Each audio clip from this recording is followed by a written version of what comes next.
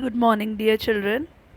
Dear children, we are going to start our geography chapter 3, that is mineral and power resources.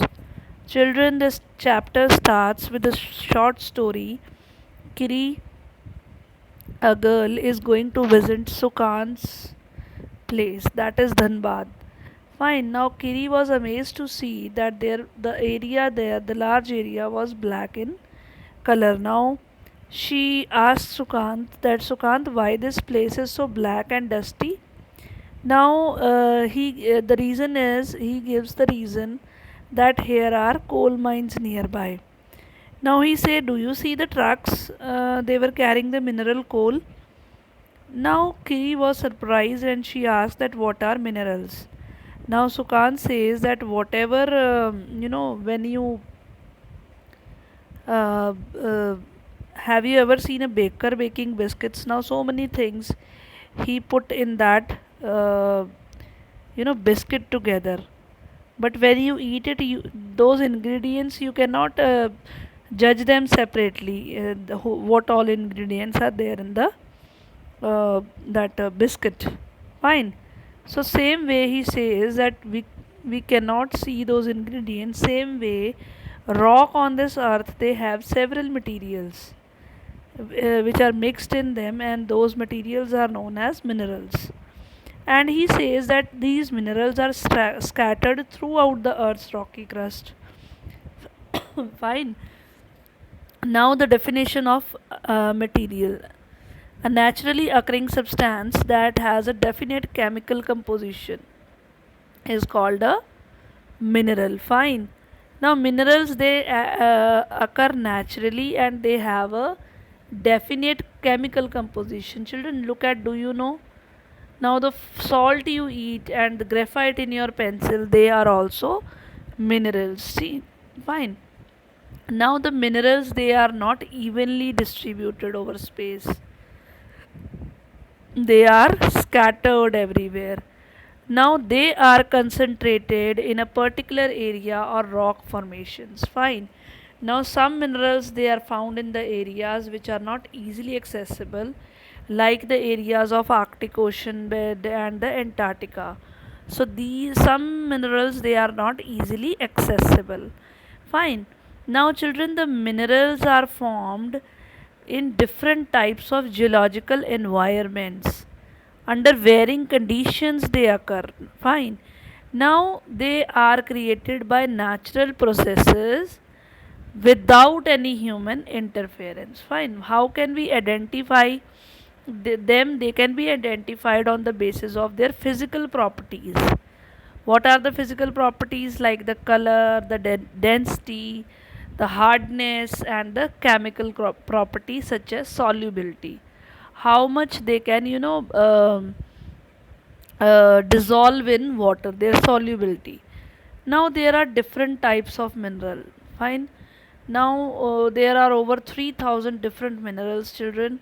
So on the basis of their composition, the minerals, they are classified as metallic and non-metallic minerals.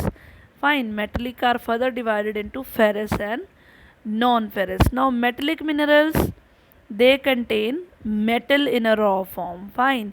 So the metals are the hard. What are metals? They are the hard substances which conduct heat and electricity, and they have luster and shine.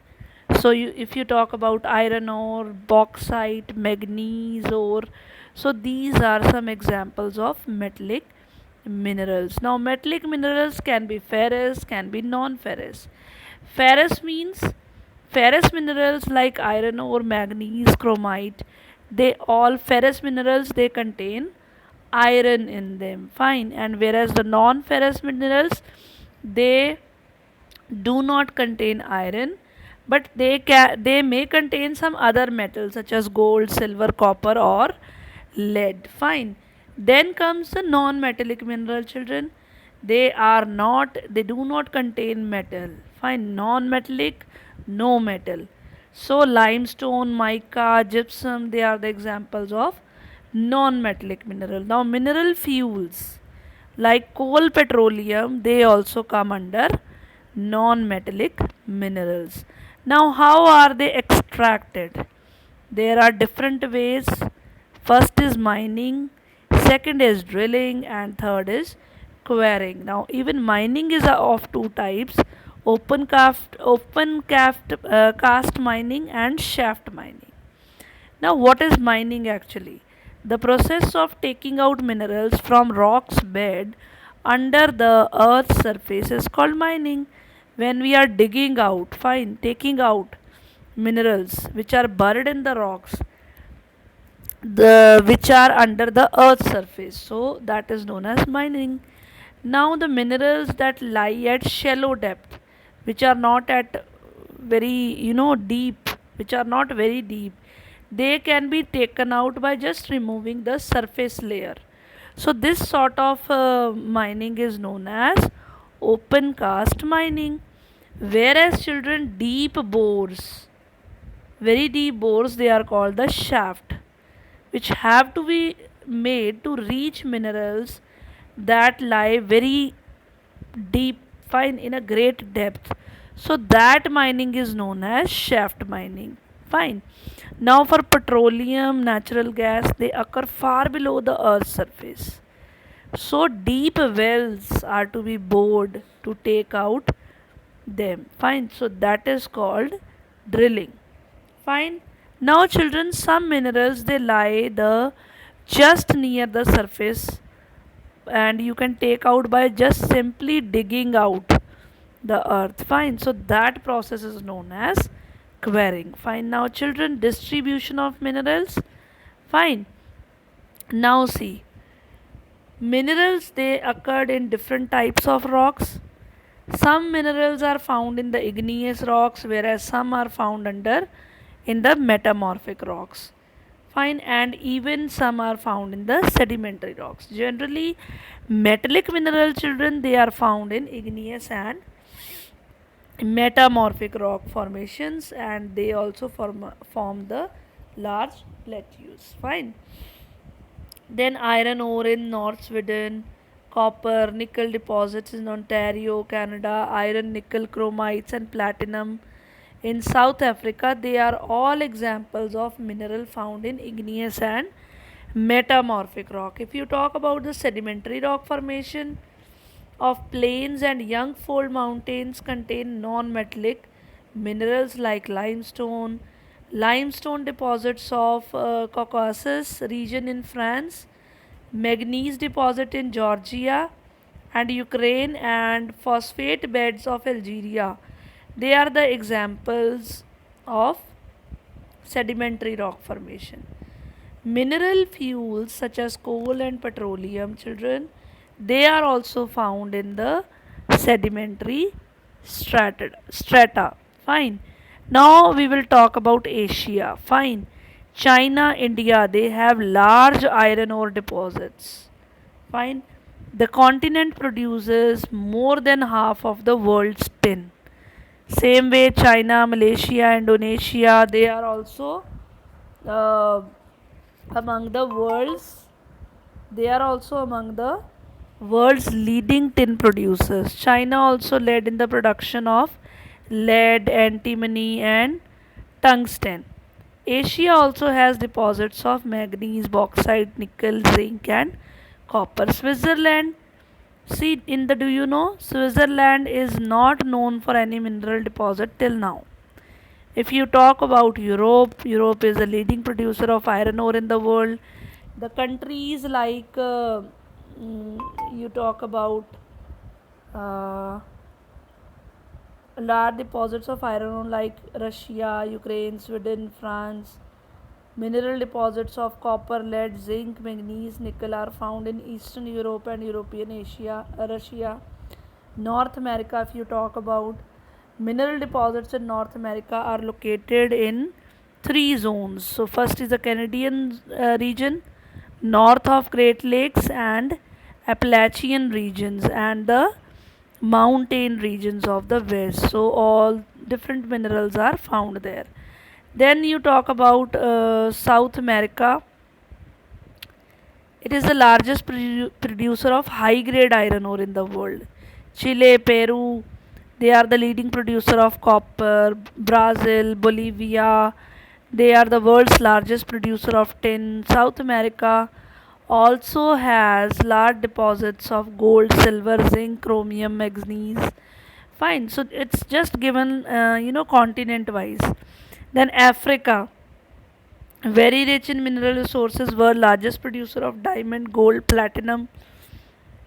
South Africa, Zimbabwe, and Zaire, they produce a large proportion of the world's gold. The minerals found in Africa, they are copper, iron ore, chromium, uranium, cobalt, and bauxite. Even oil is found in Nigeria, Libya, and Angola. Fine. Now, if you talk about Australia, children, fine. Largest producer of bauxite in the world is Australia. Leading producer of gold, diamond, iron ore, tin, and nickel. It is also rich in copper, lead, zinc, and manganese. Fine. Kalgoorlie and Coolgardie areas of Western Australia, they have large deposits of gold. Fine. Then the last one is Antarctica. Fine, sufficiently well known to predict the existence of variety of mineral deposits, and they are probably large. Significant size of deposits of coal in the Transantarctic Mountains and iron near Prince Charles Mountains of East Antarctica is forecasted. Iron ore, gold, silver, and oil are also present in commercial quantities. Children, uses of minerals. Fine, you all know they are very important. They are used in many industries. Fine, minerals which are used as gems are usually hard. Used for gems, they are usually hard. You can use the metals and you can style jewelry for that. Copper is another metal which is used in everything from coin to pipes. Copper is used. Silicon, it is used in the computer industry. It is obtained from quartz. Aluminium, it is which is obtained from bauxite. It is used in automobiles, aeroplanes, bottling industry, buildings, and even in the kitchen cookware. Last is the children, conservation of minerals. We should conserve them because they are the non renewable resources of energy, and they take thousands of years for the formation and the concentration. The rate of formation, children, is much smaller than the rate of consumption. Human beings are consuming them more as compared to their formation. Fine. So it is very necessary to reduce waste in the process of mining. Recycling of metal is another way in which we can save these minerals. We can conserve these minerals. So this was all about today's topic, children. Thank you and have a nice day.